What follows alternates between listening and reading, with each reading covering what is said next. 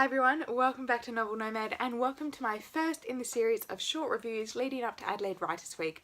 I am reading a lot of books leading up to Adelaide Writers Week, so I thought I might do a quick short reviews of some of the ones that I've read so far. Starting off with The Messenger by Markus Zusak.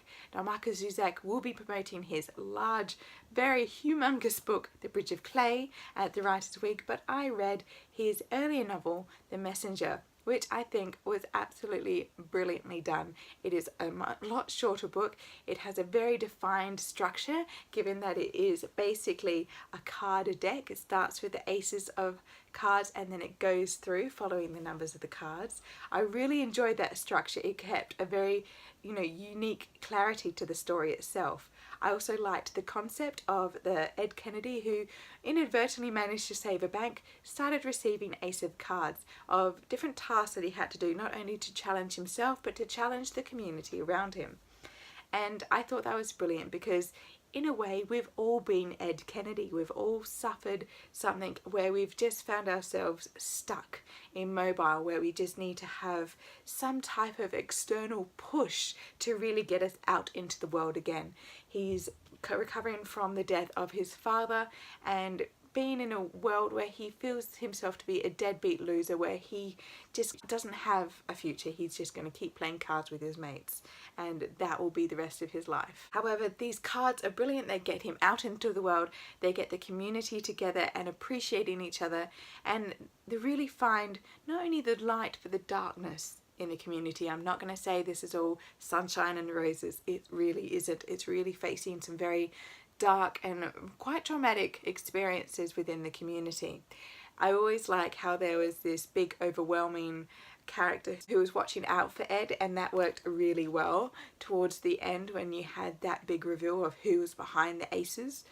But I think it was a really interesting play on the book, and from what I've heard of interviews by Markus Zusak, it was just a burst of inspiration that made him do that in the end. So I won't give too much away, but I did think it was really well done.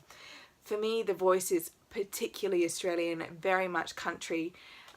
It has that kind of feel where he doesn't feel like he belongs anywhere, and there's that self-criticism, which I find is quite prevalent within Australia at times. But there's also a softness to Ed which is quite unique, and I really like that. It wasn't that he was trying to always be that kind of toxic masculinity, that man's man. He was at times, but he did allow his emotions to rule some of his behaviour, which was brilliant. It allowed him to really express himself. So whilst the other characters were just as in as much need as Ed to be lifted out, which he managed to do, they didn't blow me away. They didn't capture my heart like they did in The Book Thief.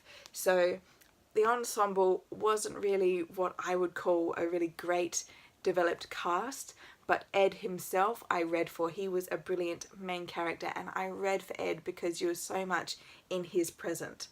So I thoroughly enjoyed this one. I would give it, say, 3.5 out of 5. I wouldn't say it's absolutely go out there brilliant, but if you do love Markus Zusak's writing and you do like to have that bit of really defined structure and have that uplifting story where someone finds themselves along the way of this story, then this one's definitely a good read for you.